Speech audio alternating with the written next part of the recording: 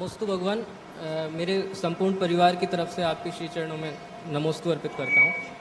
महाराज जी, मेरा क्वेश्चन है कि महाभारत का युद्ध चल रहा है, चारों ओर हिंसा का वातावरण है, चारों ओर हिंसा का वातावरण है, महाभारत का युद्ध चल रहा है, खून खराबा चरम पर है, नारायण श्री कृष्ण अपना सारथ्य प्रदत्त कर रहे हैं। आपका प्रश्न समझ में नहीं आया, थोड़ा स्पष्ट बोले। जी जी जी।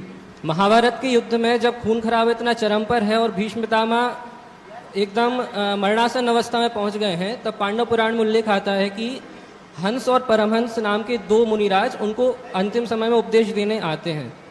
महाराज जी, जहाँ तक मेरा नॉलेज है कि मुनि महाराज ऐसी अशुद्ध जगह पे जाते नहीं हैं, तो ऐसे खून खराबे वाली हिंसक जगह पे उपदेश देने उनको क्यों जा रहे हो? यदि जा रहे हैं तो पहले क्यों नहीं गए ताकि महाभारत के युद्ध ही रुक जाता?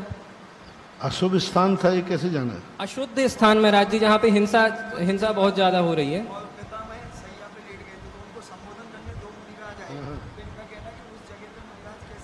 क्यों अशुद्ध के समय? हम तो अशुद्ध के सही नहीं रहते। वो तो मंदिर में रहता है, हमारा तो मूल स्थान मरघट में, स्मशान घाट में। स्मशान घाट में ही सही ध्यान लगता है। तो साधु के लिए अशुद्ध स्थान नहीं होता। साधु सदा शुद्ध स्थान पर सदा पवित्र रहता है, क्योंकि वह स्वभावता शुचौकाये रत्नत्रय पवित्र ते है। रत्नत्रय होने से उनके शरीर की कभी अशुद्धि नहीं होती, क्योंकि वहाँ परिस्थितियाँ क्या हैं? एक जीव का संबोधन करना है, भले वहाँ युद्ध का स्थान है। और पहले भी जो युद्ध होते थे वे न्याय और अन्याय के होते थे। यदि सभी राजा, यदि पांडव ये सोच लेते कि हम इतनी हिंसा क्यों करें, तो उसी समय सारी दुनिया में दुर्योधन का राज हो जाता। फिर वो मुनियों की हिंसा करता, धर्म की हिंसा करता, धर्मात्माओं की हिंसा करता, फिर क्या होता? पांडवों ने दुर्योधन की सेना का नाश किया, पापियों का नाश किया।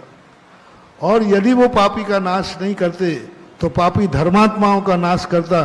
दोनों में से श्रेष्ठ क्या है? रावण का श्री राम नाश नहीं करते तो रावण राम जी का नाश करता। तो फिर क्या करते? बोलो, श्रेष्ठ क्या है? पापी का नाश करना। अधर्मी जीता है तो वो धर्मियों का नाश करेगा, और अधर्मी को मारते हैं तो हिंसा है। तो क्या करना चाहिए? अधर्मी का नाश करना चाहिए, क्योंकि वो धर्म का विनाश करने वाला होता है।